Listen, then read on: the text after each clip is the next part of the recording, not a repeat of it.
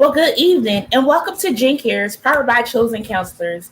I'm your host, Jen Cares, and the founder of Chosen Counselors, a nonprofit organization that seeks to inspire, motivate, empower, and strengthen individuals and families. So this has been one of my favorite series, I must admit. And I love a good heart to heart. And this month we have had a good heart to heart. It may hurt a little bit, it may sting a little bit, but guess what? It is to help us get ourselves together, okay? So special thanks to Dr. Myra who joined us last week and shared on Savage Love. Go and watch that rewind, go catch the replay, share it with someone today because that was such a good and real conversation. Tonight, we conclude our June Youth Theme Series, Letters to My Younger Self. And the topic is Dear Teenage Me. You know, I started watching this show this week. It's called David Makes Man, Man Makes David, David Makes Man, something like that is on OWN. It's a good show. Check it out. And what happened is it's a young man, African-American, and he deals with some things in life.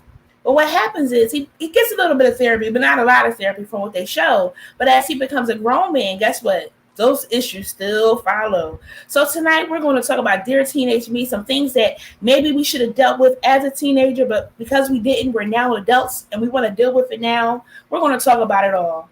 And I'm so excited for our guest tonight. I had the pleasure of working with him some years ago, and I'm ecstatic for a couple of reasons. One, he's a guy, African-American male, and he's a therapist. They are scarce in the field, okay? So I'm so excited to have him on as a guest tonight to share his perspective. And why else? Because we need more brothers helping other brothers express their feelings. Us females, we have no problem doing that. But the guys, they say, sometimes they don't. But guess what? Y'all do too. And I'm so excited just to, again, have that male figure tonight to help us talk about Dear Teenage Me.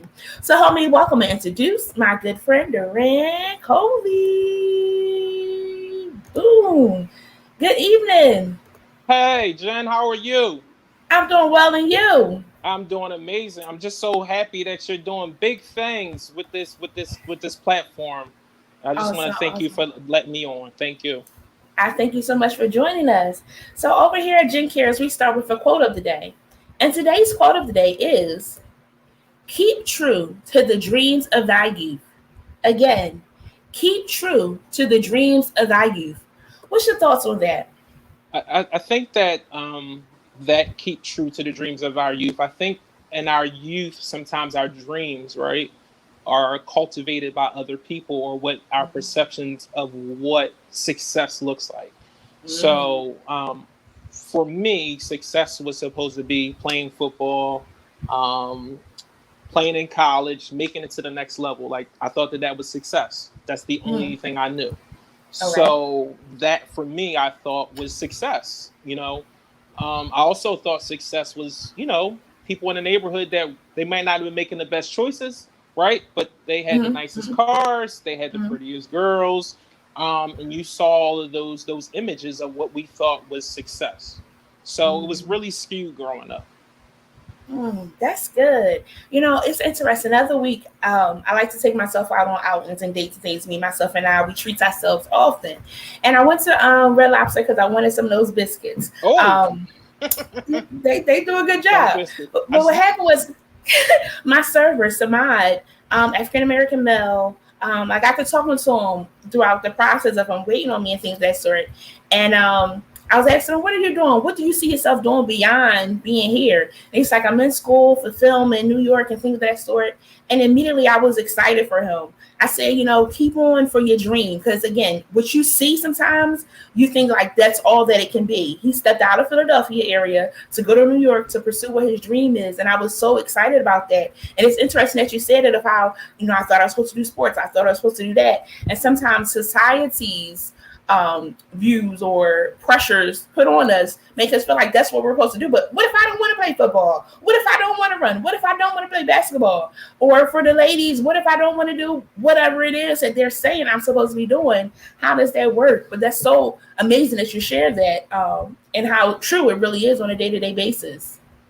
I think that it's our truth because and I only can speak for the Black community. For my community, and I grew up born and bred in Philadelphia, that we don't see a lot of people that look like us that are doctors, that are lawyers, that are engineers, right? Mm-hmm. Unfortunately, right, I grew up around a time where crack was the big thing, right? Mm-hmm. So what I saw images of, well, in my neighborhood, I saw people, in that trade, right? Mm-hmm. And I saw what they got with it, right? Mm-hmm. And for me, like, it became a skewed perception of reality. Not that that was my lane, right? Right, But it right. made you think, like, wow, this is amazing, right? Mm-hmm. Mm-hmm. But then the only other thing you saw was you were here, go to college, be an athlete, right? Mm-hmm. The only way I thought I could make it was to either run really fast, play football, jump, or do something of that nature, because I didn't think that, getting a trade or doing something of that nature was going to get me anywhere. I thought that Mm-hmm. going to the NFL was the way to get there, right? And then when reality Mm-hmm. sets in, you realize, like, it's a really minute chance that that happens. Yes. And I Yes. think that that's what a lot of, especially young black males, think. Like, Mm-hmm. either I'm going to rap, I'm going to be an athlete, or I'm going to, some of them take the other path, right? There are a Mm-hmm. lot of young men that look like us that don't think that way because they have great models. I only can speak Yes. for my models. I didn't Mm-hmm. have that growing up, Mm-hmm. right? Because I only can go by what was shown in front of me. Mm-hmm. And if all you see in front of you is everyone trying to play sports, right? You don't have people saying, "Hey, why don't you be a brick mason? Hey, why don't you be a barber? Why don't you, learn about engineering?" Right? We don't hear those Mm-hmm. things, so we Right, only can right. go by what we see in our community.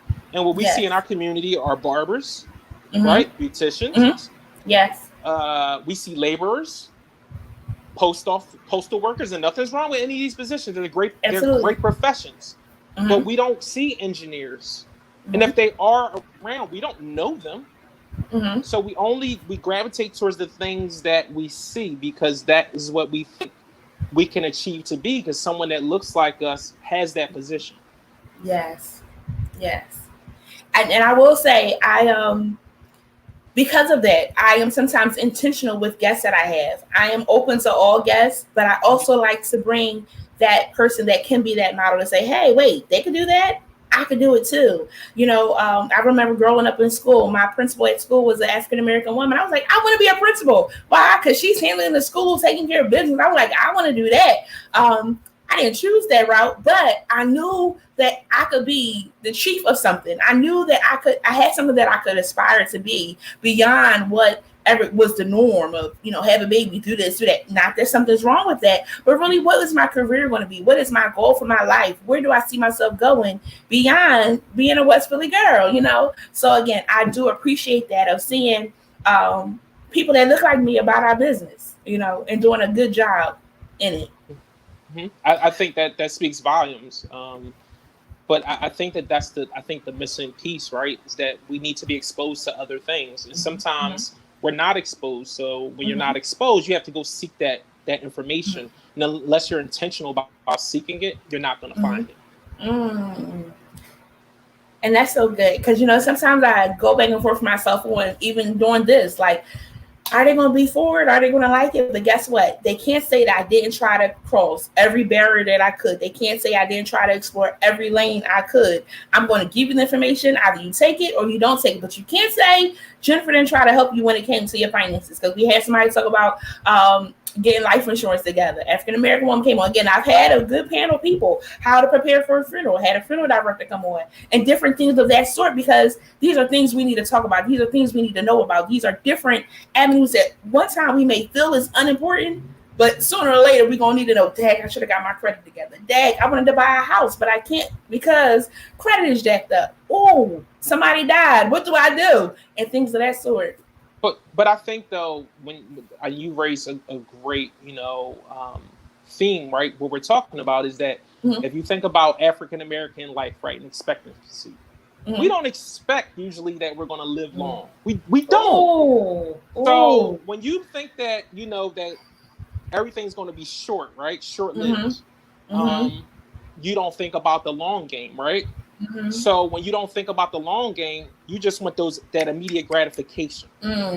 But that is indicative of us being a group of people who have been brutalized, right, and traumatized, and that's why we think that way, because we're like, I want to have it now, right? I want mine's now. I want my flower now. Give me mine now, because I don't know if I'm going to live to be 25 or 26 or 27, like our life expectancy, right? But we also think that, once you get out of high school, why in our community is it that when we graduate from high school, not that it's not an accomplishment, it's a great accomplishment, but it's like, it's the biggest thing going, right? Because we don't usually graduate from high school. So high school is the pinnacle in our community, because it's not something everyone does.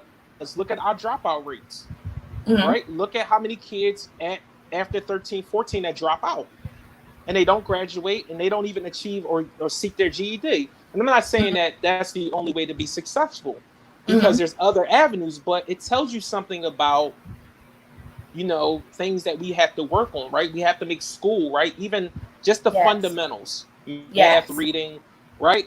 Something that our community does. But the other thing too is that the education system has more onus to provide things that inspire our kids to come to school. So it's a twofold, right? But we also have to be good to ourselves first. Right. And that's the hard part. Very hard. And that life expectancy is a big piece right there. But the challenge, and what I try to educate my friends on, is the importance of having life insurance, because even though it may be short, when somebody goes, it's an expensive process to pay final respects, and though you may feel like, no, I'm gonna live it up right now, please put that $20 to the side for their life insurance, because then you put the family in debt. So then it creates a cycle of more struggle on top of the struggle that you're already going through. Or we're doing GoFundMe's, not knocking them, because sometimes people can't get insurance for whatever reason, but sometimes we could put things in place to help us along. I heard my pastor on Sunday, he talked about legacy and how it took him learning it from the Caucasian, families, of the importance of legacy, because that wasn't something that we knew. Because why? Oh, we're not going to make it that long anyway. Oh, just put them out there in the back, it'd be all right, and things of that sort. When, people make money. I don't want to say they make money, but they build a legacy from having life insurance, because once we pay for the services, it's more funds to then help the family to survive and live. Now that income is gone from the home, or that responsibility is gone from the home, to really help that family to keep going. That's so good. Can you hear me? I lost you for a little bit. Now I can hear you. I'm sorry. No worries. So you were talking about legacy, right? One of the things when we talk about legacy, right? And we were talking about this offline, right? We were talking about like home ownership, right?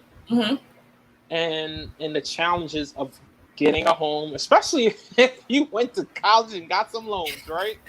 So, Lord. But here's the thing: it's doable, right? Yes, it is doable.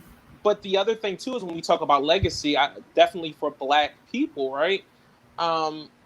If you really look back at it, right, most of our grandparents and family, they didn't own their house.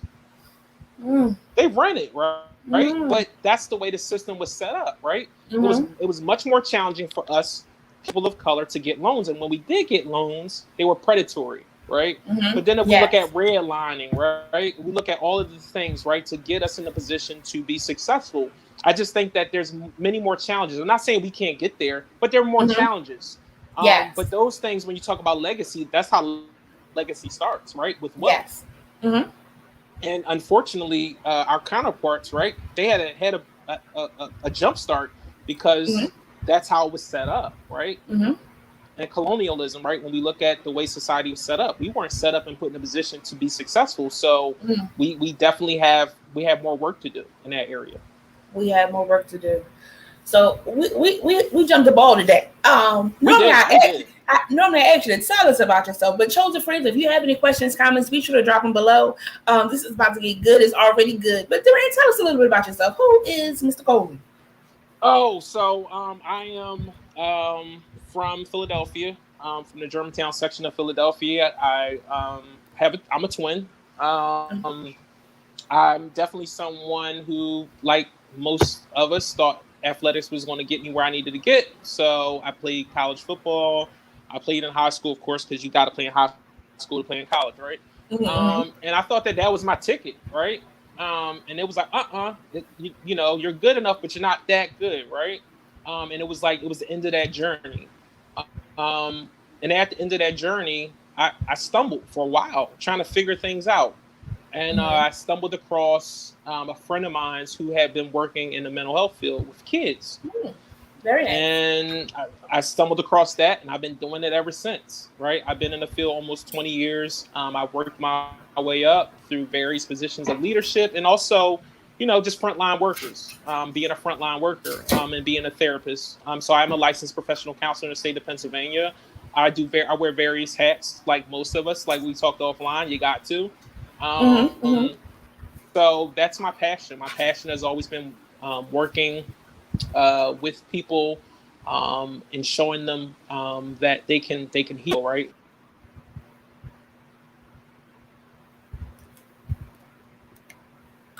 Uh-oh. They, Okay. Lost you for a second, or maybe it's me. I'm not sure. We'll keep it going. ah, So I have a question. I have a question for that. So you shared that you started the football in high school, then was doing it in college. mhm. What was that process like when you found out that it wasn't going to work for you to go further in that? Oh, I was heartbroken. You know, I went to like a local combine. I did well, and then when you start to realize, like, it's a 50 people that can run just as fast as you and just as fast as you.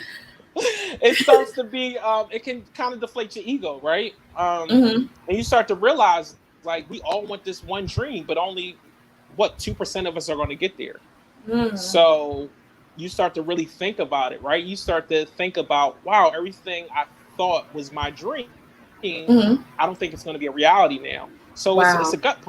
So when you get Yes. punched in Yes. the gut, you stumble back a little bit. So you walk around, you try to figure it out, right? Once again, you don't have great role models, right? You have some, but I mean, I'm talking about the ones in your friend circle, Right. in which you see on a daily basis. Like I definitely had great role models, right? But Mm-hmm. what you see, like kids, you know, people your age, like your peer group, and you're just like, what am I going to do? And it's not like you're getting a lot of answers, right? So Yes. I Yes. stumbled across. Well, I didn't stumble across. I think it was God's will, right? I stumbled Mm-hmm. across, you know, working in the field, and I've been in it ever since. So I think that it saved me, right? Got it. Got it. Because I got to learn about myself. Awesome, awesome, and that's so good. I definitely wanted to ask that question because even when um, you have guys that go to football and they are really playing football, baseball, whatever the sport is, baseball, basketball, soccer, all of the jazz. Um, when they get into it, if an injury comes along, you got to have a backup plan because sometimes that still can be it. Even in therapy, after a while, you want a backup plan because it can be taxing after a while and things of that sort. So just wanted to put that out there with that um, mindset that hey, one thing may work out, may not work out, but don't give up. Keep on going. Well, and I think the other thing too is that I think some people think that wanting to have a great income and make money, like that's a bad thing. Like, you Mm-hmm. know, even as we've talked, right? We work together, right? And when you hear people say, Uh-huh. "Look, I want to make good money," and they're like, "Oh, you want to make money? Like, what's wrong with making money?" There's nothing wrong with making money, like, and you can still help people. And I think Yes. that there's a stigma attached to that, right? Mm-hmm. Um, but the reality of it is that you can help people, right, and Mm-hmm. still provide a great living for yourself. But you've got Absolutely. to look at other ways to diversify your portfolio, right? Other Mm-hmm. streams of income. And you also got Yes. to look at the reality of, like, how do I do this, right? And how do I Mm-hmm. learn? And that means you got to go seek that knowledge. You Yes. got to Yes. go, you got to, maneuver, and you also got to look at social capital. That's how you get ahead. Mm. Very true. And when you say that other means of income, because sometimes you go into a field, it's like, yes, I'm going to make money. I'm going to be a millionaire. And that job may not pay that. You know what's funny? I remember I was sitting and talking. This was like a year ago. A colleague of mine, right? And I'm not. She's going to remain nameless, right? And if she's watching this, she Mm-hmm. knows who she is. And we were all sitting down, me and a couple other colleagues, right? That had been in the field for a long time. All clinicians. And the person was like, "This all I'm making," right? When she got her first check, right? And we were like, "You got to do other stuff," and that it didn't click for that person, right? That you gotta hustle, right? And hustle from a perspective, like hustle has got like such a bad, stigma. Like hustle from a perspective of you can go out and make more money, but you gotta go out and get it, right? You gotta do other things. That means you gotta have a part-time gig, or you've gotta do classes, or you gotta teach, or you gotta I don't know, do yard work. You got to figure out other skills, a way to make money. You got to do, but remember, I'm quite sure you did the same thing. Like, oh, when I get I'm going to be good. No, you're not. Yes. You good, but it's like that one paycheck away sometimes, and those side hustles also help to balance you out too, because sometimes you can be doing something that you dream of doing, but to do something else that also supplements or adds, like, oh, I really enjoy doing that too, that helps to balance you out, helps to keep you well rounded in things. But yes, you need a couple side hustles. But I think also too, I got a lot. But I think it also shows you different perspectives, right? It teaches you, like, maybe I like to work in this field, maybe what I thought I wanted to do, right? I can do more, or maybe you're going to take a step back and you're going to find another avenue, or maybe it sparks that, that engine in your head, right? That you like, oh, this is a good thing. I'm gonna try this. I think that that's the thing we have to remind ourselves. Like, it's okay to try different things, and don't be afraid to try different things, because it might be something that may be great for you.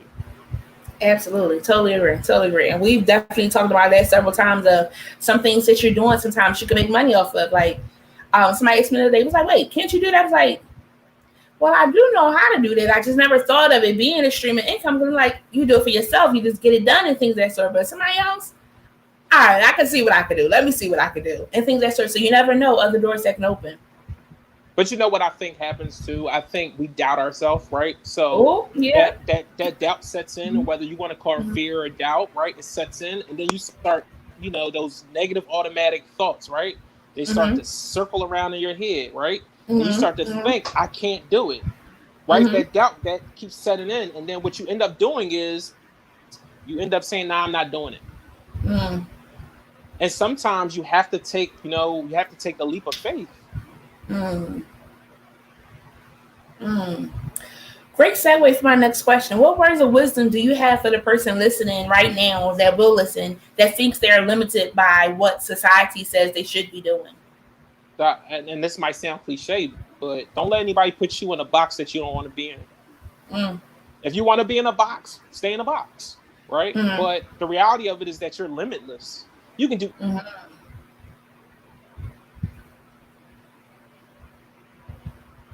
Oh, he's saying something good right now. The connection. I'm sorry about connection. No worries. You said you're limitless. What I was saying is that we're limitless, right? And the reality of it is that the only thing that can stop you is you. And like, people say that all the time, like, oh, that's cliche. It's not. Right? Me and you talked offline, right? There's so many other ways to do great things, right? And just like you started chosen counselors, right? Someone else can do the same thing if they choose, right? But what stops us? We start to make excuses. We start to overthink, right? And then what happens is that cycle, right? That loop starts. And then we stop believing that we can do it. All right, come on, therapist. Keep us going. How can we get out this loop? I think the one thing of getting out the loop means that we have to really invest in ourselves.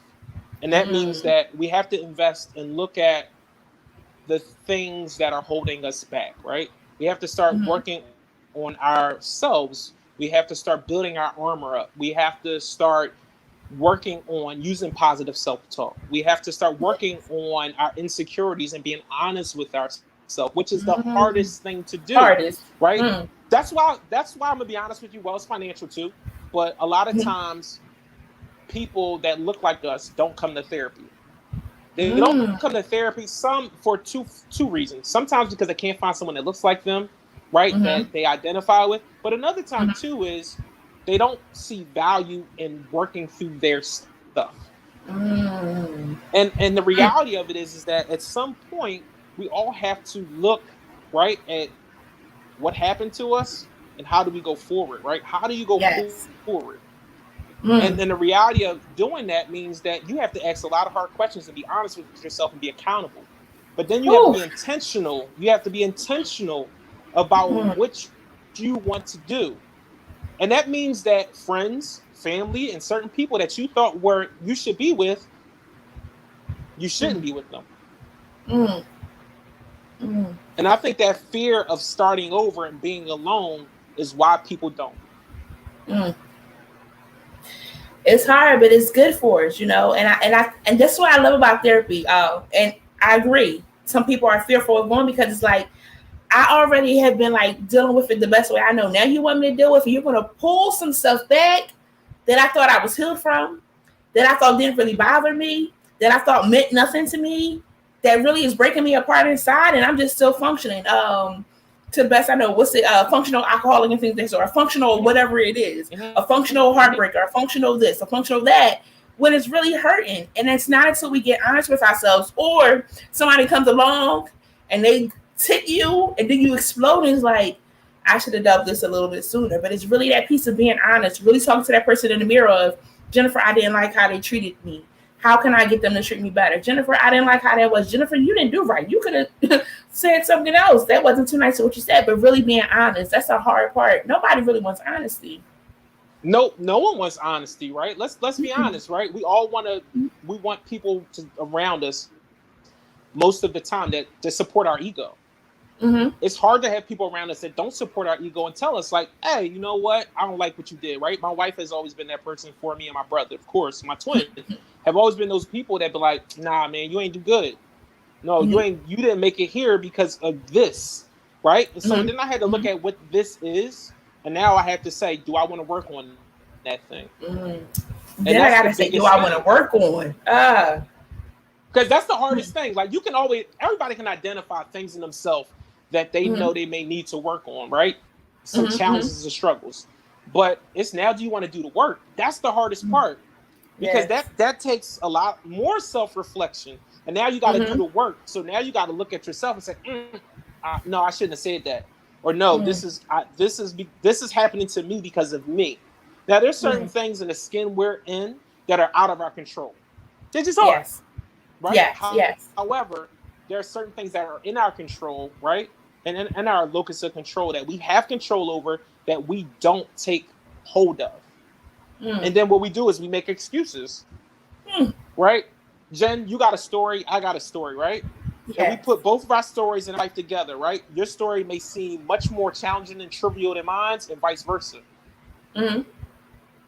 Or your story may be much more traumatic than mine. Here's the reality. Someone else has a story too. Not that their story doesn't matter, but how do you move forward from that story and heal so that you can be a beacon for someone else? And that's the hard part. That part makes it challenging for us because a lot of times in our life, we've all had traumas. Everybody has. But not saying you need to deal with it, because some people don't need to re-experience their trauma. People say you don't. But you do need to figure out and identify this happened and how do I move forward and how do I cope with it, right? And how do I cope so I can heal? So that means you got to identify relationships. You got to identify things you picked up. You got to think about genetic predispositions you have, right? If you know that somebody in your family has a substance use disorder, right? I don't think maybe you shouldn't drink or smoke as much as you got to look at that. And you got to be honest with it. Absolutely. Right? I know, right, in my gene pool, right? And I love my family, right? But we know in our gene pool, like substance use is it's there. So maybe I should be mindful of that, right? We also have to look at relationships as well, right? If you don't see a healthy relationship, right? And you've grown up and you've seen toxic relationships or unhealthy relationships, you've got to look at those relationships and look at who you're picking as your partner. Dear teenage man. You got to break that cycle. That's the hard thing. Because breaking that cycle means that you got to look at everything, right, that you're willing to look at and say, okay, now how do I move forward? How do I grow from this? How do I learn? And then you got to look at your support system. Mm-hmm. Because everyone thinks they need this big support system. You really don't. You need someone or a Yes. group of a few people, but it always usually starts with you. You got to be your biggest supporter. Absolutely. Absolutely. So good. You got to So care good. more about you. You got to care more about you than you care about other people sometimes. Because if you can't help you can't help anybody else. Oh, let's stay right there for a second. So our first episode, as this is our last episode of the series of Letters Smelling and stuff, our first episode talked about Love is Blind. And it talked about sometimes we get into situations or relationships. We talk about, knowing the cycles and things that store in your house. Your family. And it's not healthy. It's unhealthy. It's some emotional abuse. It's some domestic abuse. It's some financial abuse. It's religious abuse. It's whatever abuse you want to name, it has it. What are the effects of that on our mental health of us being in those kind of situations? I think they sometimes, from seeing some of those events, which can be traumatic for us, right? Mm-hmm. They also make us think, like, example, say if you've never seen someone be in a healthy marriage, meaning someone's, there's infidelity or whatever, right? You think that that's cool, right? You think it's cool to go out and just do you. But here's the reality. You don't have to. But the thing is that when we see those things, we think it's okay. We normalize it, right? But the reality of it is that you have to start taking a step back and say, how do I break this cycle? Like, how do I want to look at my child or someone in my family and show them that you can have healthy relationships, right? There's plenty of Black couples that have super duper great relationships, right? But they did the work, though. They do the work. Because you can meet a Beyonce, right? I can meet Beyonce tomorrow, right? This is provided my wife and me aren't married, right? It'll never happen, right? But say if I meet Beyonce, and provided she's not married. Yeah, she's not married, right? Just favorite rapper, right? So here's the reality: that just because she's beautiful, don't mean she for you. Like, what's in here? Oh, what's in here? Like, do you? Come on. Do you guys? Are you compatible? Right? Yes. Does she like some of the things you like? Like, can you vibe? Like, is there an attraction there? Is there respect there? Because that's the thing. Sometimes we go after what I call trophies, right? These beautiful women, right? It's some beautiful sisters out here, and you'll oh, why do you want her? She's beautiful, but what is under that, right? Is she smart? Is she intelligent? Is she a go-getter? Like, what makes you want her? But the sisters should be doing the same thing. Like, absolutely. What's his life like? Like, what type of person is he? How does he resolve conflict? Is he abusive? Like, is he a talker? Is he going to communicate? How does he view being a parent? Right? Those are the questions you need to be asking. Not just, oh, she looked good. Okay, it's a lot of women that look great, but that's skin deep. And those looks, even though Black don't crack, those looks will fade a little. Come on. Those looks will fade. Here's the reality. Usually the way you go looking in a relationship, you don't leave that way looking that way. So good. Even though, we usually don't age really quickly as people of color, especially Black people, right? But here's the reality. You ain't going to look the same the way you were when you first came in a relationship. And if it's just based off of looks, and that's all you have, or if it's just based off of just sex, what happens if something happens? It's not going far. Not saying that sex isn't important. It's very important. But if that's all it is sex and you look good, like, that's real shallow. Like, what else? Like, is she a good person? Is she good in the community? Like, is she smart? Does she like to read? Like, do y'all like to play video games together? Like, what do you like? And that's the problem. And then sometimes we just grab onto the first person we can get because that's all we think we can get. So good. That's our self-worth, right? We talked about that offline, right? Self-worth. If we've only seen relationships that are not healthy, And we assume, like, and we hear those negative automatic thoughts of you're not good enough, you're not pretty enough, you're not this, you're not thin enough, you don't look like this, you don't look like that. When you finally get somebody who show you some general regard, you're like, whoo, I need this person. No, you don't. Mm. You need to care about you. Yes. Yes. But that's the hard thing. Very hard saying. I say those that cook, and when you go grocery shopping and when you're looking for the meats in the meat section, we take more time picking out the meat we're gonna get than we do sometimes picking out the person we're gonna date. We're inspecting it. Oh no, that's too much of this. Nope, that package is open. Nope, this looks bruised and things of that sort. But when it's like, oh no, he is fine, tall, and he is right for me. Just mine, whatever, rhyming and all them things. And then you meet the person, that interview person that they gave you after a couple of dates in, after a couple of months in, you're like, this is not the same person. But you start to see the real person. You start to see the real person. The honeymoon over. That's what you need to know. I tell everybody this. Everybody's different. Everybody's thought process is different on this, right? Because of spirituality, faith, whatever. I don't think until you live with somebody, you don't know who they are. I think people should live with each other. I'm just being honest. Okay. Like the Lord forgive me for this. I think you should live with that person before you marry him. Okay. I want to know what you look like, without your makeup. I want to know, like, do you feel like I should clean, this should be clean, or like how you clean, can you cook? Like, what's your bedside manner like? That means something. And a lot of times we only see that weekend, right? Or that evening, and we're like, oh, it's great. Well, you only see them 3 times out of the month. Of course it's going to be great. It's not hard to be great 3 times out of a month. Right. Somebody coming over, let me clean up real quick. Let me clean up, right? And then when you see the real him, like, yo, this person don't really clean to my liking. And then you like, but I'm stuck now. Right. You stuck. And then so like, how do I get out? Well, you're stuck if you're married. If you're not married, I don't want to say you're stuck if you're married. You're not stuck. You're not. We're joking. We're joking. You're never stuck. Yeah. You always don't say you always can leave. But we're joking. Yes. But when I say stuck, meaning that you've invested a lot of your time and you thought that this was the person, and you invested in them because they have something materialistic or maybe something they shown you that you thought that they were the person, and you start to see the real them, and it's like Dr. Jekyll and Mr. Hyde. Yes.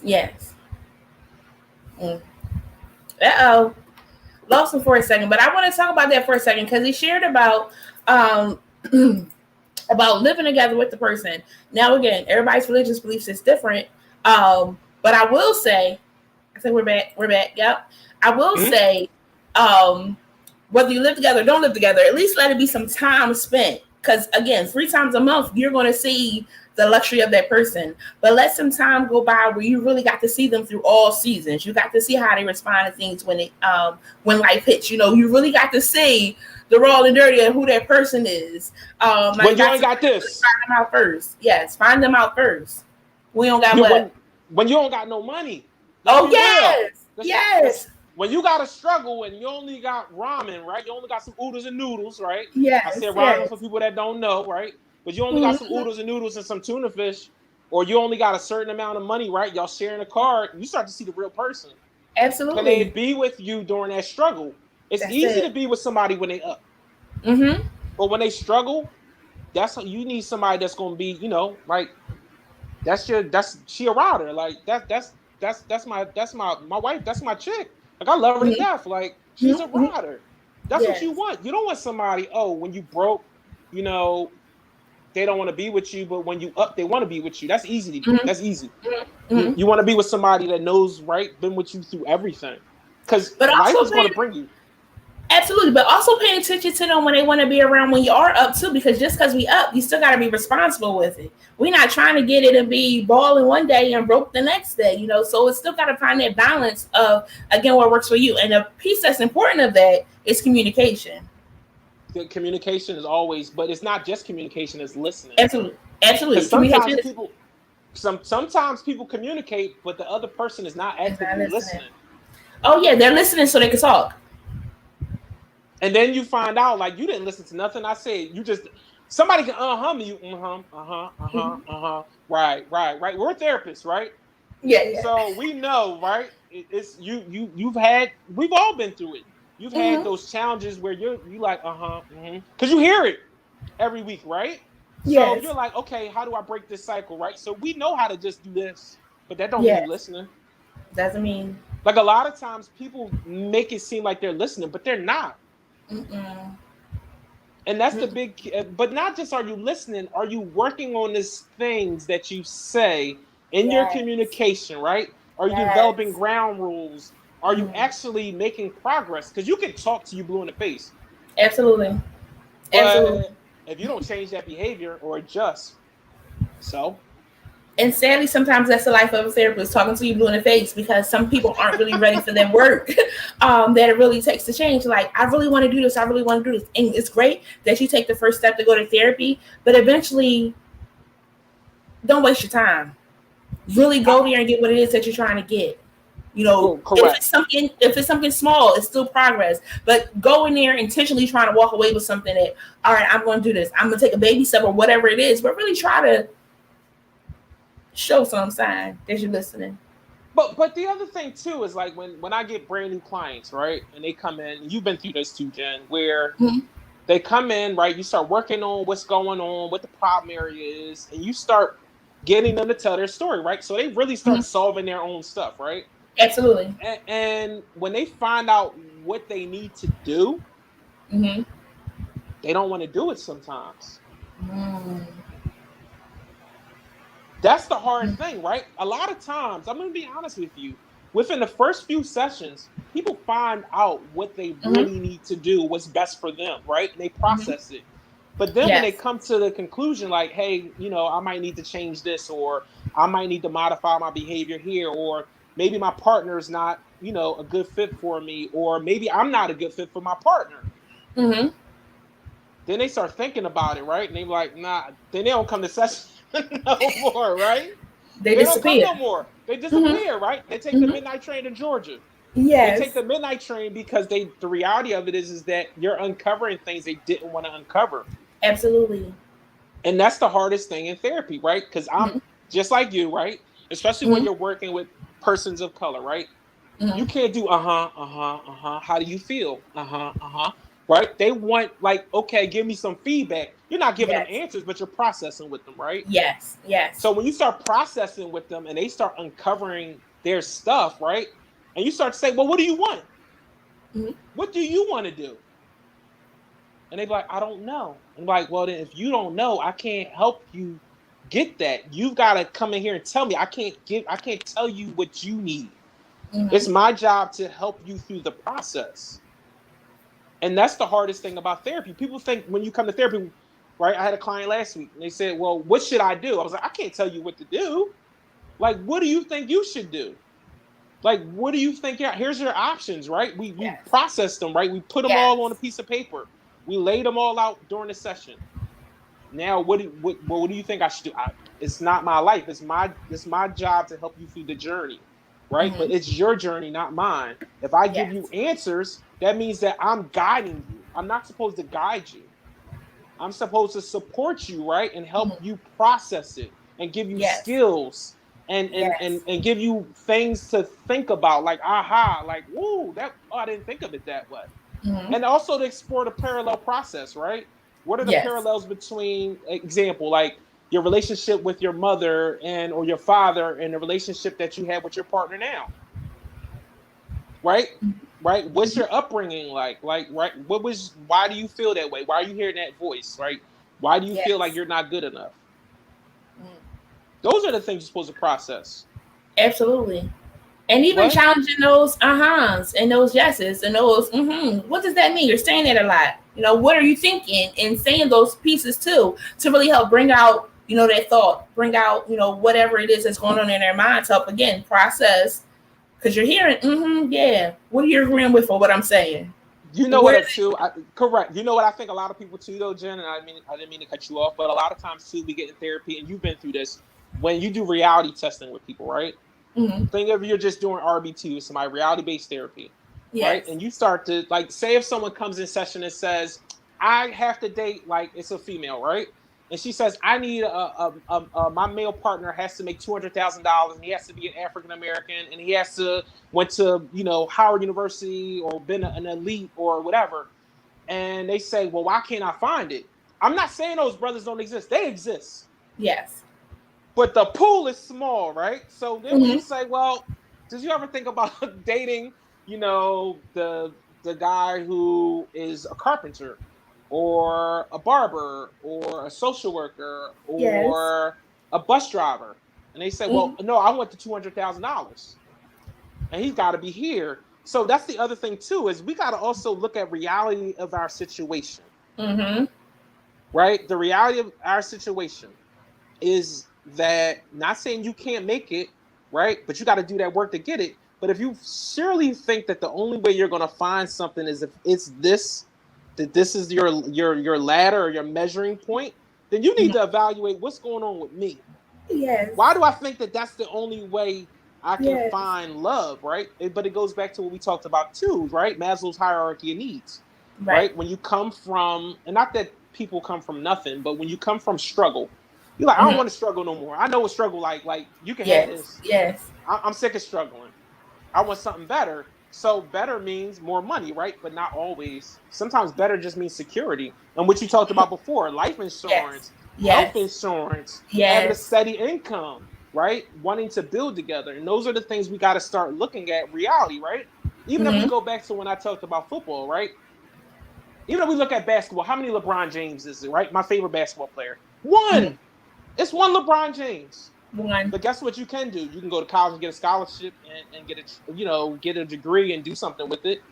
That doesn't mean you're gonna be LeBron James. Yes. And I'm not saying not to shoot for your dreams. Like, shoot for your dreams, right? Yes, yes. You're supposed to shoot for the stars. But if you don't reach the stars, right, you're gonna land on something. So that brings me to expectations. So with the young lady, the example that you gave, I'm gonna hit this and I'm gonna quit it, and it goes to my expectations example. Because you want that person that's doing that much money, you want that person doing things, but what are you bringing to the table? Yep. And here's the thing, and I'm gonna be honest with you. The pool for our sisters is small. It is. It's a small pool, right? Because I do a lot of therapy with women of color. It's small. If they want to date purely a brother, it's a small pool. Do they exist? Are there good brothers out there? Yes. Yes. But here's the thing. Your expectations can't be $100,000, $200,000. You may have to lower your expectations a little bit. That doesn't mean that ain't a good person. Right. That doesn't mean that he don't got a good heart. That don't mean he's not a provider. But that means you got to be realistic, because if you're only seeking the person who drives a 645 CI coupe, and that's the only man you want to date, you might not get him. It just might not happen. Right? Because you got a specific criteria what equates to success for you. And if that's the only thing and it's just material, then it's just going to be just that, material. It's just like we talked about before, those looks of fade, right? That car, that paint on that car going to fade eventually, and it's going to get old. And if that's all you want, and that's what you base your relationship off of, right? Then you got to start looking at, why do you value things instead of valuing what we talked about before, legacy, right? Legacy means healthy relationships. Yeah, you want to have a good job too, right? In some type of, trade or something coming in and some type of security, but it depends on what makes you secure. Yes. And being okay with starting from the ground with that person, because they're not going to be there overnight. It's a process to get there. So if you're coming and I'm already at the height of my career, I'm looking at you a little bit special, a little bit to one, again, interview, investigate to make sure you are the person that should be with me, and that you're not with me because what I have in my pocket. You're not with me because what I have in the bank or because of what I drive and things of that sort. So really checking that too, because it can come off as I ain't saying she a gold digger, that's what it is. But she ain't messing with no broke. Yeah. But here's the thing though. The reality of that is that sometimes I'm not saying lower your expectations on having a great partner. But what I mean is, remember what we're dealing with. We're dealing with African American men and women who are not invested in, right, in society, right? If we look at colonialism, Mm-hmm. We have a uphill battle, and you think that every time you run into that brother that he's going to be at the pinnacle right away. No, you might catch him on his come up, but you Yes. might catch him on his come down, but that doesn't mean he Yes. can't rebound. And you've got to Absolutely. remind Come on. yourself that Yes. if in order to be with someone, you might have to be, not saying you need to be their parent or whatever, but you got to be a support. Mm-hmm. Like we get emasculated enough, right? Mm-hmm. So we want to come home and, just like you want to come home to someone who treats you right. The sister should be Yes. coming home to someone that treats them right and Mm-hmm. cares about them, but Mm-hmm. so should he. Yes. Absolutely. We all get beat up as Black people, right? And brown people enough. When we come home, right, that's all we got, right? Our castle. That's the only place that we're safe. Yes. Usually, right? Yes. Usually, right? Because, not warrants. But anyway, usually where we're safe, right? Mm-hmm. So when you come in that house, you need to be coming into a supportive system. So that means you need to pick a partner that's going to be supportive. And if they're not supportive right now, you need to be growing that. You need to be working on that. So you both need to be working on yourself. Yes. Because at the end of the day, like, we do think that we can just say, certain partners think they can say whatever to their partner and they should just accept it. Like, no, they shouldn't. Like, reframe what you just said. Say it to yourself. How would you feel? Mm-hmm. And that's a lot of times, like, we want to make it seem like we don't feel, especially as men. Oh, that don't bother me. I don't care. It hurt. Yeah. If I come home and my wife says something out of pocket to me, and it's not supportive, and it's not in a way I can hear it, it's going to hurt. Mm-hmm. So, does she know how to soften her words with me? Of course. But sometimes, do I need a kick in the butt? Of course I do. Mm-hmm. Right? But you got to know how to kick somebody, right? And give them that push. Yes. And that's the thing we don't work on. We don't know how to give that push. Mm-hmm. But the other thing, too, is you got to be with somebody who's okay with being pushed. And sometimes we get in partnerships with people that are not ready, and we're not on the same equal playing level right away, and they're not ready for us. That doesn't mean that they're not a great person. That means they're just not where you need them to be. Or we're not ready for them. Nope, that's true. And sometimes, at the end of the day, I think that, God is the best planner, right? Yes. So at the end of the day, a lot of times we make plans of what we want and where we're going to go, but God always plans. He's the best of planners. Mm-hmm. So the reality of it is that when God makes plans, sometimes you just got to say, you know what? I thought I was going to go this way, and I need to just accept this blessing. Yeah. And sometimes acceptance is the best thing. It's hard. I'm not saying it's easy, friends, but it works out to your benefit. Because we know enough of how we tried to do some things and it didn't work out how we wanted it to work out. But if you just let things do as they do. But with that, I also want to just highlight on the expectation piece of, the pieces of the work things. I had a friend, she reached out to me. She was like, what's your thoughts on getting weight loss surgery? And I thought on it because obviously the person has processed it for a while and they're like, come to the draw of, am I going to do it? Am I not going to do it? And my response was, manage your expectations. Because what happens is you get the surgery done and you lose the weight. Most people lose it pretty quickly. Mm-hmm. But it takes work to keep that weight off. Because I've seen too many people that have got it done and then they gain the weight back again. So that's with therapy too. Like, you go there and you handle the situation or you deal with it. You're like, you had that moment. It still takes work to stay in that place of no. But it's also too, you got to start looking at what you're putting in. Oh, right. A lot of times we eat for comfort, right? I'm quite sure you do. I love fried chicken. I love soul food. I love it, right? Yes. But here's I can't eat that every day. Yes. I'll be like 400 pounds. I can't eat that every day. My 600-pound life. Yeah, like they all gotta make though. They all gotta make something right. But the other thing too is we need to look at what goes on in our genetic makeup. If you know your family, which my family does, suffers from diabetes, a lot of people, right? I know that I got to get on it.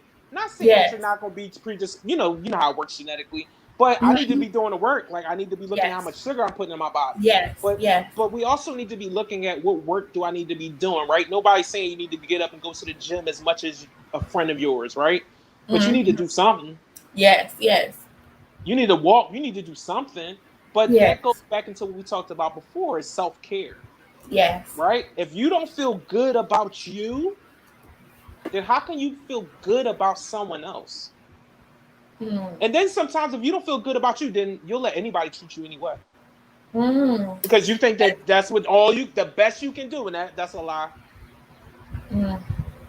If Mm. somebody not treating you how you need to be treated, then let them go. Yes. Because But why is someone that else so would hard love to to have do? you. Why is that Because so hard to do? we're afraid to be alone. Mm.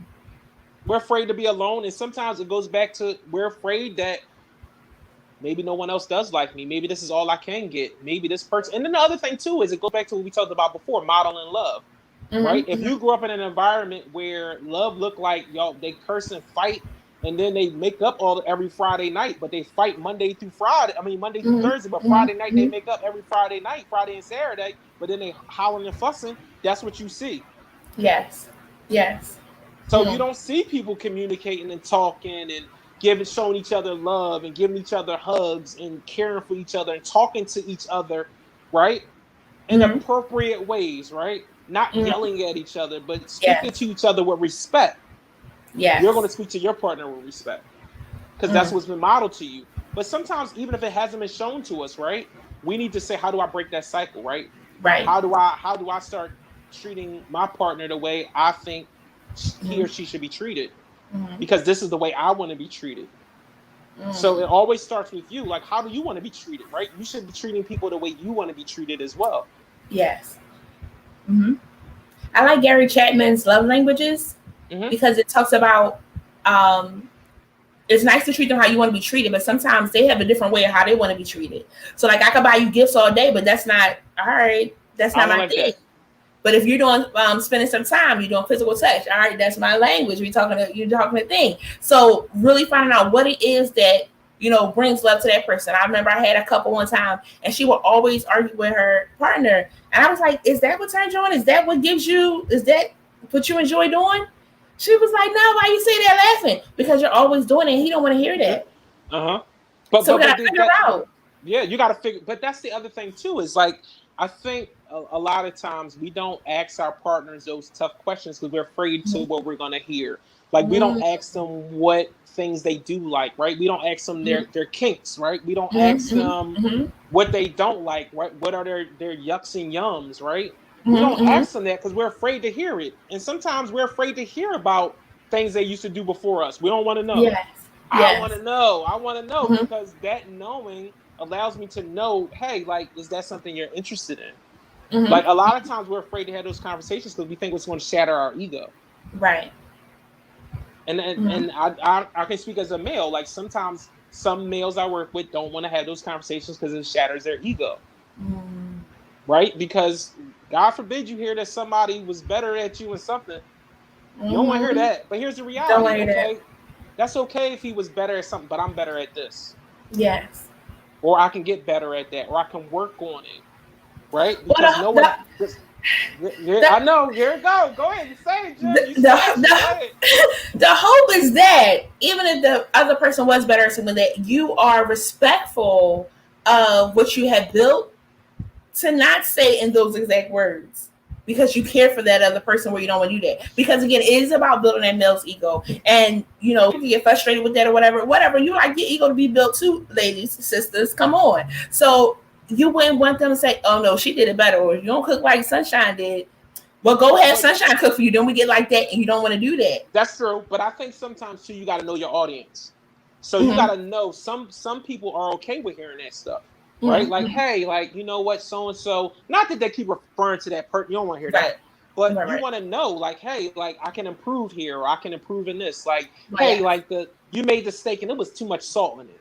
Yes. Okay, Yes. you know what? I'm gonna try that. And it's not an Mm-hmm. ego deflate because you actually trying to get Yes. better. But Yes. that's Yes. all that work you did to do that though. Mm-hmm, mm-hmm. And So in that's the those thing. aspects, and it's how you say it. Like you say, like, "Oh, that was a little salty." I say, "That was salty," things of that sort. Or I like when you do it this way, or I like when you do that. Or saying, "Oh, I liked how you took out that trash." You building it up like, "I make sure I take the trash But out. I don't want no problems." because you don't want to sleep back to back, right? Yes, Because yes, that's and somebody pulling the cover, right? You wanna yes, hey, I love you yes, love me. That's what you want. yes, And you only Yes. get that by doing work. Mm-hmm. And that's the hard thing. So sometimes you gotta compromise. Both of you Absolutely. do. And people say 50-50, it's 100-100. You got Absolutely. to give as much as you got, and that person has to give as much as they have at the moment. And we're all going to Mm-hmm. give at different Mm-hmm. points. We're going to be weak. So, Yes. my 100 might look like 20 from you, and sometimes vice versa. But that Right. doesn't mean you're Right. not giving. You give me the 100 you can give me right now. Absolutely. Absolutely. So another topic we talked about this month was talking about savage love and talking about STDs, STIs, and things of that sort.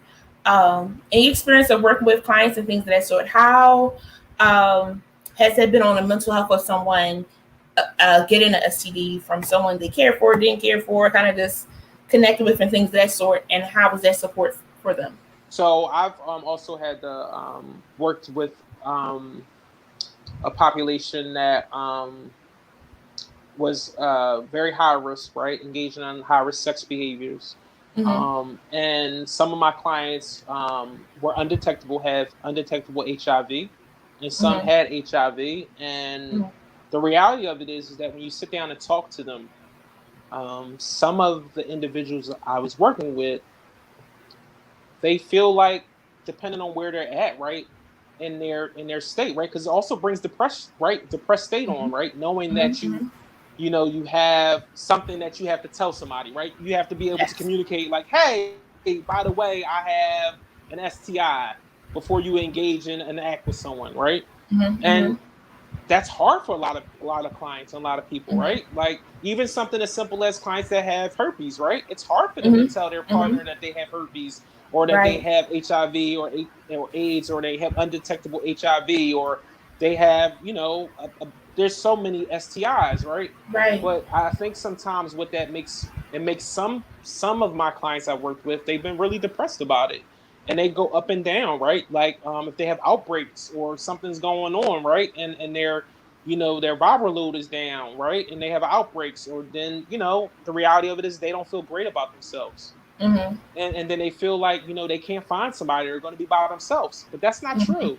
I've Mm-hmm. also had the pleasure of working with individuals who have, or HIV positive, that have a partner that's negative, and Mm-hmm. they've had children and they have great lives, and so it's not true.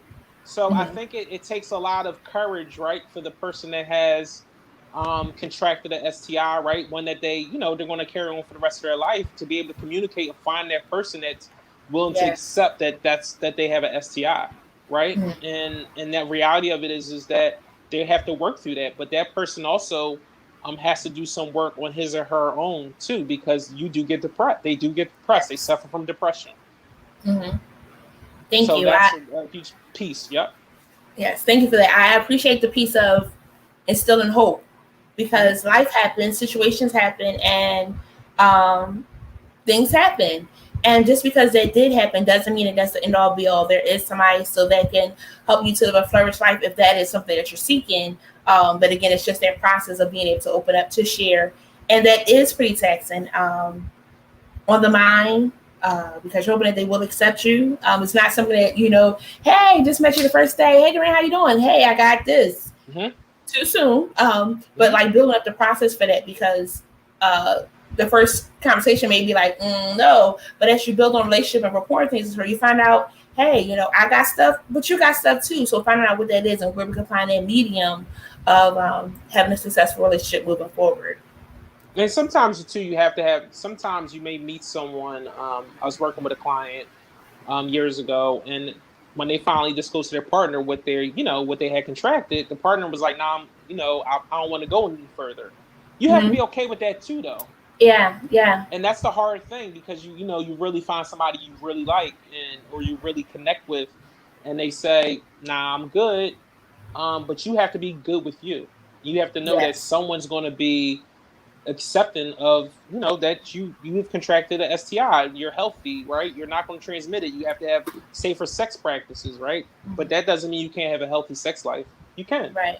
Right. And I've seen clients that have had healthy sex lives, have had children, and have had STIs. Yeah. Yeah. It's interesting. I was thinking in my head of like, how can you help create air and environment to support that? But because so many times people sneak in and have other motives, it's kind of like, I'm gonna say a prayer for you, sister, bro. It'll work out. Just keep on trusting the process. Mm-hmm. But that's the other thing too. The reality of it is that our community was ravaged by HIV and AIDS, right? Mm-hmm. And it's still stigmatized, right? It's getting better in our Mm-hmm. community, but there's so many other stigmas that we need to get through as Black people, right? I'm not even gonna say Yes. persons of color, just in the Black community, Yes. even around gender identity and other Mm-hmm. things, right? Mm-hmm. Where you just gotta people love who they love, right? Yeah. And you got to be okay with it, right? Mm-hmm. Because at the end of the day, that's who they love. Why Yeah. does it bother you? If you're okay with you, why does it bother you? Mm-hmm.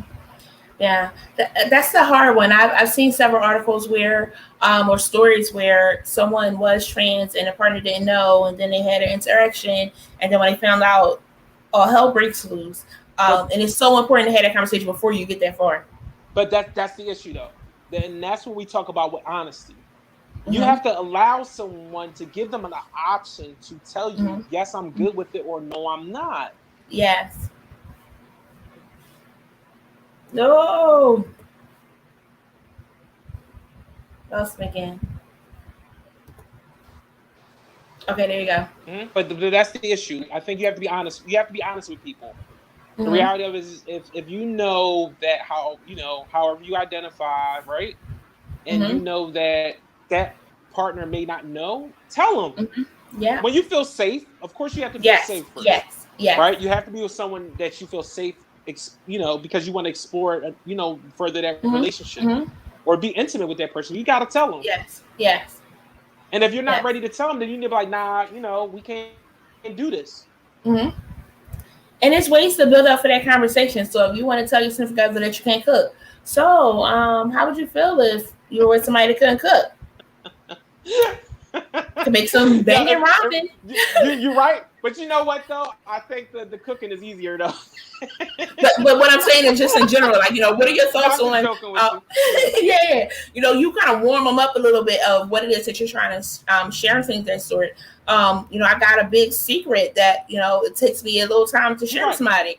You're right. Things of that But you sort. also too have to probe. I think if you probe people and you Yeah. get them to talk a little bit more, you kind of Mm-hmm. get to know whether people are open to certain things. Yes. Not all the time, but a lot of times you start to probe enough. You start to say, I don't know if they're gonna be with it. But then Yes. sometimes you got to give them the option and be honest with them if you really feel safe to let Yes. them tell you yes or no. Be okay with Mm-hmm. whatever they say. Mm-hmm. Or they might say I we know. just friends. Okay. Yes, yes, yes. I know a couple where the guy, he took his laundry to the laundromat for the service and things of that sort. So I was like, so what would be your system and things of that sort? She's like, he taking stuff to the laundry, we're gonna keep that going. Again, whatever works, but again, just having an open conversation of whatever plan is already in place. If it's working, keep it going. If it's not working, change it. But again, that communication, that listening, and they're really listening and hearing and taking in what is being said so that you can educate a response. Because if I'm talking to you about my heart and things of that story, and you be like, yeah, because the Eagles was like, so I wasn't talking about the Eagles. Did you hear anything that I just said? But that goes back to what we talking about actively listening, right? Being able to reflect Yes. on what you hear. But the other thing too is what the major thing we're talking about is acceptance, right? Absolutely. Being able to accept, right, where we have challenges and where we're strong at too, right? Mm-hmm. And being able to accept also that people may not accept us. Yes. But that doesn't mean that someone else won't accept you, but you got to accept you first. You got to be okay with you. Mm-hmm. And you got to find people that are okay with you. Yes. And it's you can. Mm-hmm. And it might not be in your community, but like where, within your surroundings, but you might have to go and travel a little bit, but you can find people that accept you. You can. And that was my heart a little bit of the theme for tonight of Dear Teenage Me, because one, you have worked with teenagers, we've worked with teenagers, so we know some challenges that they've had where they did not feel accepted as it relates to identity, as it relates to whatever it is. They didn't feel accepted in the house, or the parent didn't believe them when they said, Uncle Joe did this, Aunt Sue did this, or I like girls, I like boys. And what it causes is them respond in a different way. And the parents like, I don't know what to do with her. I don't know what to do with him. And it's like, so you have some things too. They have their things too. So where can we get to that medium of accepting them for who they are and supporting them through that? Because our young people need that. because again, I shared about the show David Makes Man, I think is what it's called. As a child, if you're not dealing with those things, when you become an adult, he's still dealing with those things. He like zones out and things of that sort, and he's processing things. They're like, what's going on with you? Because acceptance, he wasn't accepted, or he didn't have the supports that he needed. So could you speak on that piece of your experience with that? I mean, I've had several kids that really struggled, and adults that are struggling.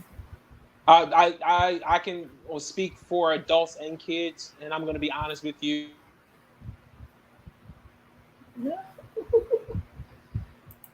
Doran, when we get to the good part, something happens. Jen, I'm sorry. I don't know what's going on with my Wi-Fi. I'm sorry. But it's not being nice to us. And also kids that have. Mm-hmm. It's not. It's doing us dirty. But I've worked with both, right? And the reality of it is that it's hard for both. Like you would think sometimes that an adult, right? Because you've grown, you matured in certain areas. But I think the stigma in our community especially when we're talking about gender identity, it's a challenge, right? Because it's still not something that persons of color and Black people want to talk about. Mm-hmm. Because it's that hard question. Because the reality of it is that when you start to develop kind of or visualize what your kid he or she's going to be, a lot of times you don't visualize them with the same partner, right? Or you don't visualize them being part of the LGBTQ community. You visualize them being heterosexual and having kids, and that's what you visualize. And when sometimes something shifts or shapes what your perception of your kid's reality is, or an adult's reality, it challenges other people's faith or their, who they think, preconceived notions of people, and that challenges other people's core beliefs. Yes. And sometimes people will say, right, depending on their belief system, and say, I think it's a sin, I think it's this, I think it's that. But I'll never forget an experience I had, working in the field. And, when you're becoming a clinician and you're trying to process, your own stuff and start to remember that it's not about you. It's about, the person that you're in front of. Yes. And I'll never forget it. Someone told me, do you think that I want to be a minority and also be trans? Do you think this is easy for me? And I really had to reflect on that. And after I really reflected on it, it reshaped how I thought about a lot of things. Because think about that. You're a double minority in some sense, right? And well, not in some sense you are. Like, who wakes up and like, this is just what's going on, right? This is who I am. Who wants to challenge that, right? Meaning, like, who really wants to go through that? No one. So that's who they are. You have to be okay with who they are and accept people for who they are, who they love. And if you're okay with you and you're comfortable in your masculinity, why does it matter? Right? You can still be friends with someone, right? I think a lot of times we think that we always have to look at ourselves through our lens and put everybody, in those same color glasses, and they don't have the same glasses, and it's okay if they don't have those glasses. Yes. Last week, Dr. Myra, we talked about that.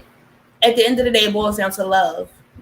Really having love and care for somebody else, because just because that's their thing and you don't agree with it, your religion doesn't agree with it, you got some things too. But somebody's still loving you and all your mess too, And she was sharing how she got into working with those with HIV because other people didn't want to do it because of stigma with it. And sometimes that's a horrible feeling, like hearing children's voices of, my mom said blah, blah, blah, blah, blah about, who I am, like just rip me to shreds of who I am or who I'm, trying to become, the woman, the man that I'm trying to be, and really trying to love them back together. And also helping them to identify that mama may not ever apologize. Daddy may not ever apologize, but I need you to be whole, and rebuilding and molding that person to be a confident warrior is a process. And again, it's just that love of, you got stuff, they got stuff, whatever stuff. Just appreciating or accepting people as they are, flaws and all. We got some bosses that we don't like because whatever it is they're doing might not be as grievous as, whatever it is. Again, we accept them, accept people, love people. Because people are accepting you.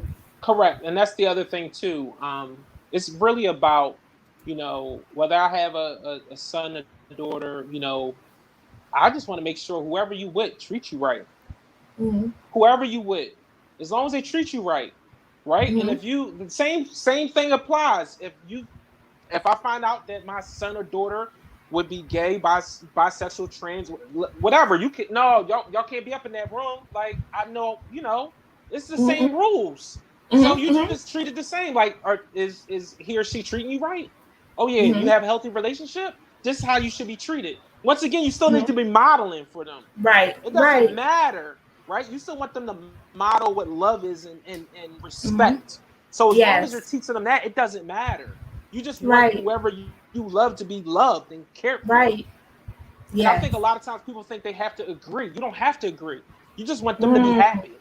Mm. You don't Because it's have to not agree. about you. It's not It's about not about you. you. We all gonna be judged. That part right there. It's not about you, and you're not even a judger. Can you get yourself together? Then You worry are about somebody judged. else. Love people, and that's the hard part. Like people are being judged for decisions that they're making or what they're doing. Yes, if it offends you, then turn your eye and things of that sort. Like you're like, Lord, help me, things of that sort. But we're always going to come into contact with somebody that's a little different from us. We're always going to come into contact with somebody that may have killed somebody, that may have lied on somebody, that may have cheated on somebody, that may have done all these things that's considered to be the sins and things of that sort. But we still loving them. Like, Because here go the thing, Jen. We're not all good or all bad. In the yes, middle, we're just human. yes. Right? And being human means sometimes we can make poor choices and sometimes we can make amazing choices. And the Absolutely. reality of it is that you have to love people right for both because we're Mm-hmm. all fallible. None of us have the playbook in our hand, right? To figure out everything to win all the time. And then part of that, Yes. right? And going through our journey, we're going to have missteps. Yes. All of us are.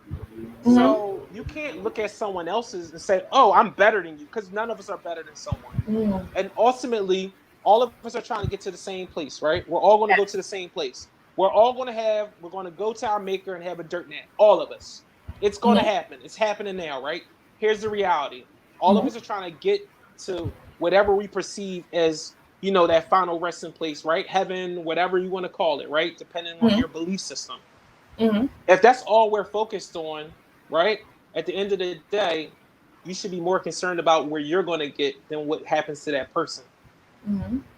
Because ultimately, that's my focus, and that's what we're Right. all trying to get. I'm just trying to live my life the best I can. I can't Mm-hmm. live someone else's life, and it's Mm-hmm. not for me to judge what they do. At the end of the day, it's for me to be good to them and treat them with respect. Mm-hmm. Because what if I get to the door, right, and he says, "You treated so and so horrible. You can't come in. Mm-hmm. I tested you. Mm-hmm. What are you going to do?" Mm-hmm. Because we're all being tested all the time, right? So at the Mm-hmm. end of the day, you got to look at, okay, once again, it goes back to that individual I met and they broke it down like, look, it's hard for me. You think this is easy? And I was like, wow, I didn't even think of it that way. Mm-hmm. Sometimes you got to put yourself in someone else's shoes. Mm-hmm.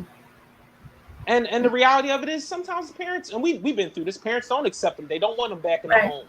They want Right. them out because of Mm-hmm. they're so and that's their beliefs. I don't have to Yes. agree with the parent, but Right. our goal is to get the child or the person, the individual who's experiencing that and find some clarity for them.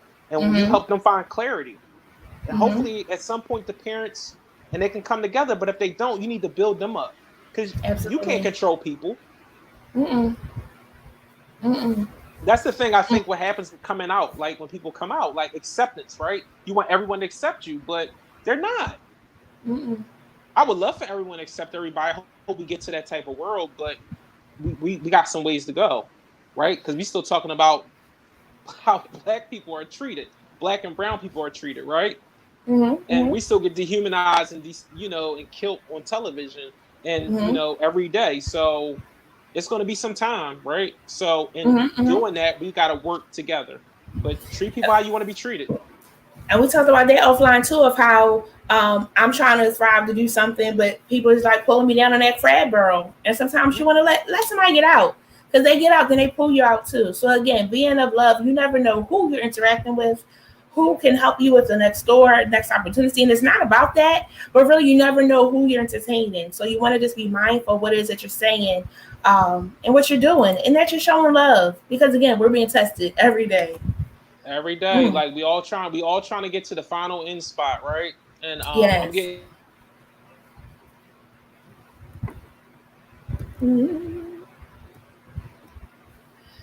Doran Coley. Coley. my What? connection is doing me dirty. I don't know what's going on. I'll never do this. I'm sorry. No But worries, but no worries. but at the end of the day, we're all trying to get to you know to have some peace, right? So on Judgment Day, right? Yes. Whenever how we believe Judgment Day is that we can get to paradise. That's all. That's Yes. all we all trying to get to. And then get Yes. in Yes. there. You got to treat people right. That's it. The only Got you judge, right. the true judge, is God. Mm-hmm. That's it. And I'm Mm-hmm. not the judger, so it's not for me to judge. It's for me to treat you with respect. It is Yes. for me to love you. It Yes. is for me to show you love. Yes. It's not. I don't. That's who am I to say? Mm-hmm. Mm-hmm. Cool. So we're gonna hope that your internet helps us out. For I want you to give us a summation of something that you want us to walk away with, to be encouraged with, as it relates to just a summation of what we talked about. Whatever's on your heart, of something that you definitely want us to walk away with on tonight.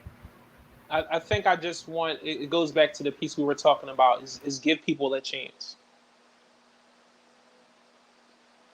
Give them a chance. Allow people to flourish. Right. Pick somebody up. Not just pick them up, but if you get to the pinnacle in your career or wherever you're choosing field or wherever you're at in life, help somebody.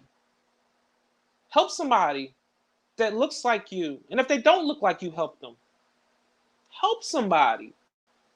Because you want to model that. So then guess what? If they don't look like you, guess what they're going to do? They're going to help somebody that looks like you because you helped them. And help somebody that looks like you so they can go back to their community and help somebody else that looks like them. I think that's the biggest thing too, is stop judging people. We all being judged all the time, right?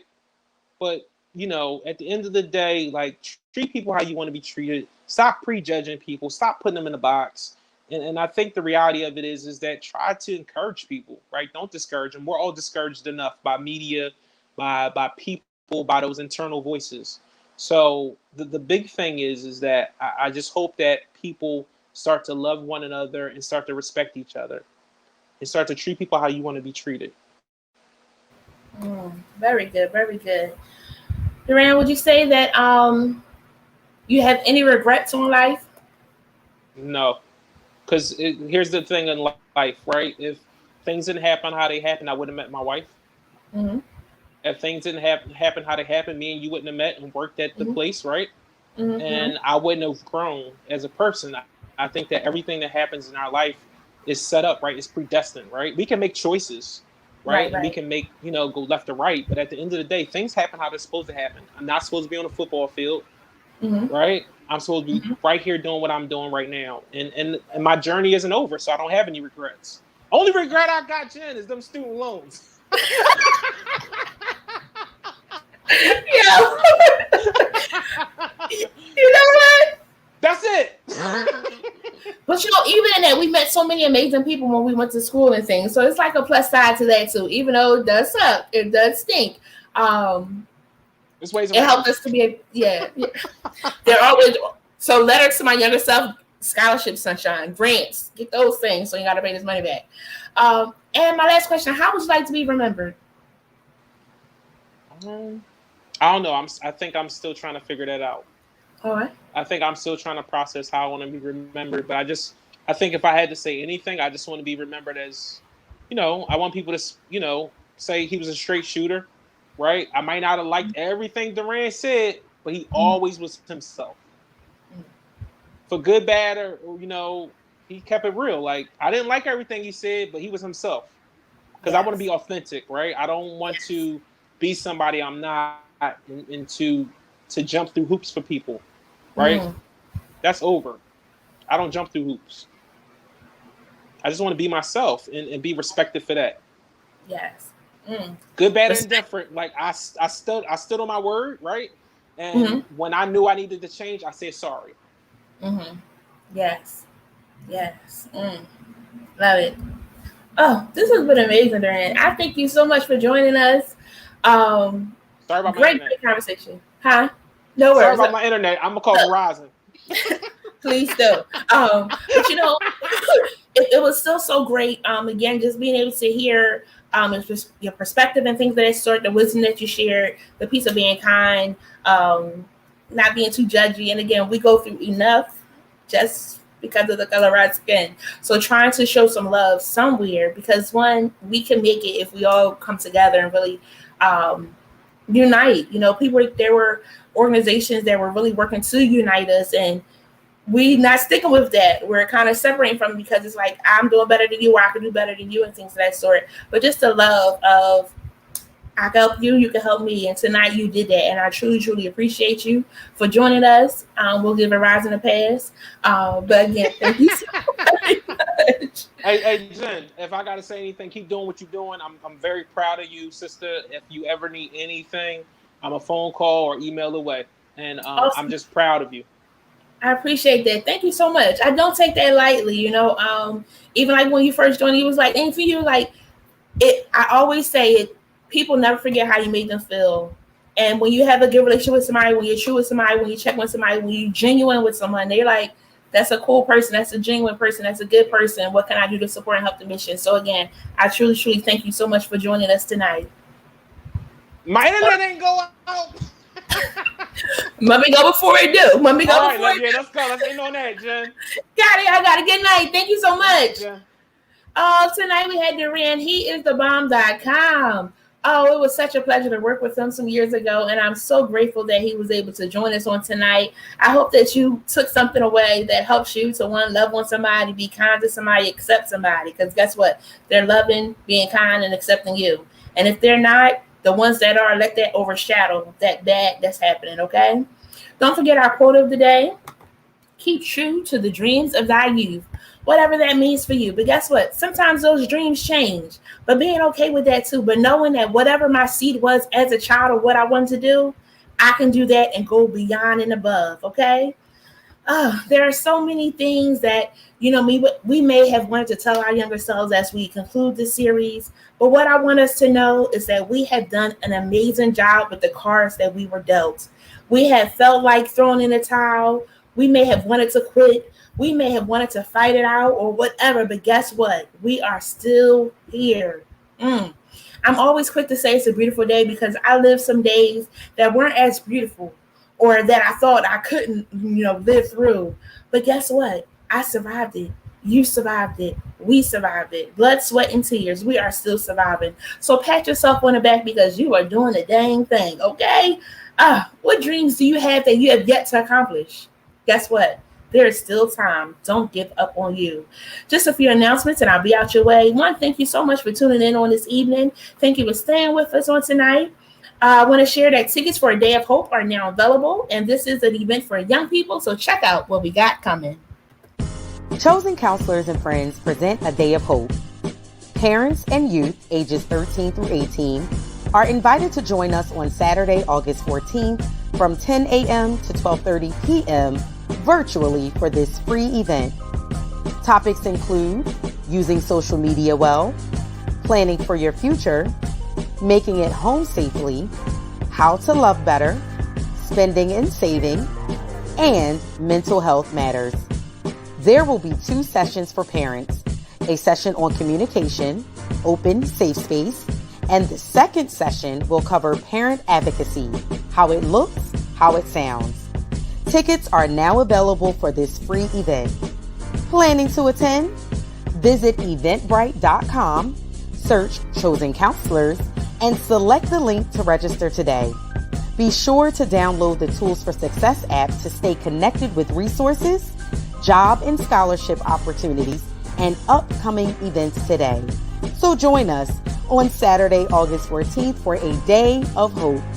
Be sure to mark your calendars and tell a friend, as this Day of Hope is brought to you by Chosen Counselors and Friends.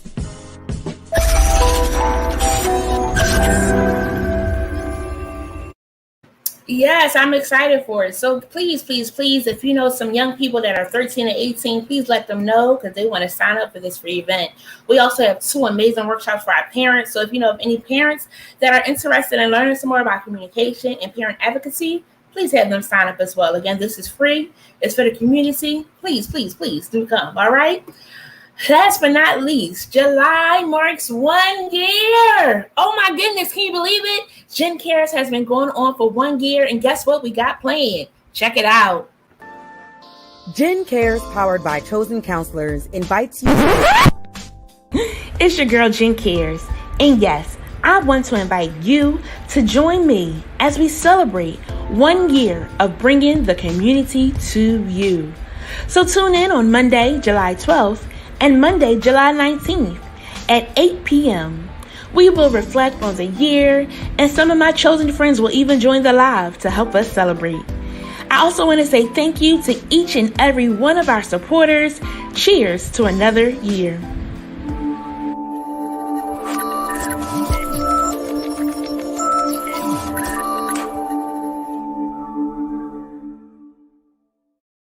It's going to be good. So as you see, we're only going to have 2 episodes next month.